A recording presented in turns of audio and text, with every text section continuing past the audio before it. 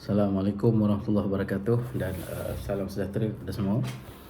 Okey, untuk kali ini saya nak membuat satu ulasan ataupun satu review ringkas lah terhadap sebuah karya yang menarik yang juga bagi saya penting dalam sejarah Malaysia ni ya. Mungkin ramai yang pernah dengar ataupun yang belum dengar. Pada hari ini saya nak membuat ulasan sikit tentang sebuah novel grafik yang bertajuk Mat Som. Okey, novel grafik Mat Som ni telah dihasilkan oleh Datuk Lat dan juga telah diterbitkan edisi pertama dia pada tahun 1989, iaitu lebih daripada 30 tahun dululah. Dan apa yang ada di tangan saya ni adalah cetakan pertama ataupun edisi pertama Mat Som ni yang saya telah terima sebagai satu hadiah daripada seorang kawan saya. Masa tu saya umur 9 tahun lah. Darjah 3 masa tu saya nak berpindah sekolah. Di kawan saya ni kalau masih hidup, nama dia Muhyiddin, Muhammad Muhyiddin. Masa tu saya duduk di Kelantan, Kota Baru. Kawan saya ni telah menghadiahkan saya naskah ni Mat Som yang versi asal ni sebagai hadiah perpisahan lah. Which is yang satu yang saya hargai lah sampai hari ni, kerana saya pun tak tahu adanya karya Mat Som ni. Jadi buku Mat Som ni sebuah novel grafik yang dihasilkan oleh kartunis yang tidak asing lagi, iaitu Datuk Lat, yang menceritakan perihal Mat Som ni seorang pemuda yang bergelut dengan perjuangannya, kehidupan dia di kota. Dia adalah seorang penulis sambilan yang sedang cuba untuk mendapatkan kerja tetap, dan pada masa yang sama dia juga didesak oleh ayahnya untuk berkahwin dengan seorang anak gadis, anak kepada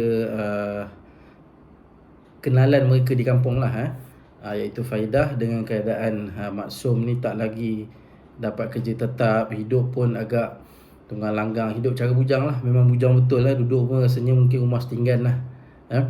Dan dia diminta untuk berkahwin dengan keadaan dia tak fully bersedia, dan juga mungkin juga dia juga tak berapa nak suka lagi Faridah tu, sebab masa dia kecil dia tengok Faridah lain, bila dah besar dah lain kan. Jadi adalah kisah hidup Mat Som. Dan pengembaraan Mat Som bukanlah pengembaraan dalam seperti kata perjalanan, tapi perjalanan dia untuk menelusuri kehidupan di kota Kuala Lumpur yang penuh dengan cabaran. Jadi karya Mat Som ini bagi saya ada 3 sebab. Ialah satu, karya novel grafik yang sangat penting untuk negara kita. Satu, kerana dalam novel grafik ini dirakamkan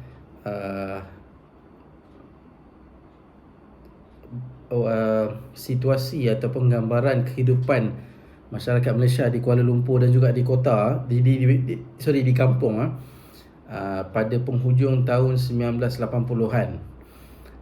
Contoh ada penggunaan bas mini dan juga teksi pakai tambang yang dulu tu kan. Itu yang mungkin pada hari ini kita dah tak, generasi pada hari ini dah tak nampak dah benda-benda tu.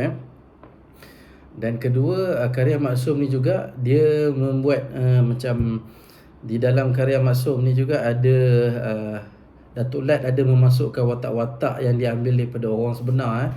Sebagai contoh, penyair, orang-orang yang ditemui oleh Mat Som ini ketika Mat Som menjalankan tugas dia sebagai wartawan lah. Dan kalau kita tahu Datuk Lat ni dia memang pandai melukis ciri-ciri yang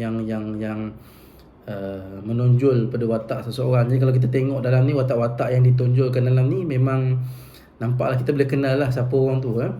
Dan ketiga, karya Mat Som ni juga mungkin saya silap, tapi kalau saya silap betulkanlah, tapi kalau tak silap saya adalah the only novel grafik tempatan yang telah pun diangkat menjadi filem.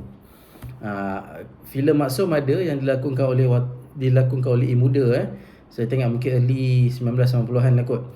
Jadi adalah satu kejayaan lah, sebuah karya novel grafik diangkat ke layar perak. Dan buku ini juga telah pun dialih bahasa ke bahasa Inggeris, dan juga mungkin ada bahasa-bahasa lain, saya pun tak pasti. Menunjukkan betapa actually karya Mat Som ni adalah sebuah karya yang penting lah, dan juga karya monumental kepada Datuk Lat lah. Dan banyak pengajaran positif yang kita boleh ambil tentang pertembungan antara generasi tua dan juga generasi muda lah dalam buku ni lah.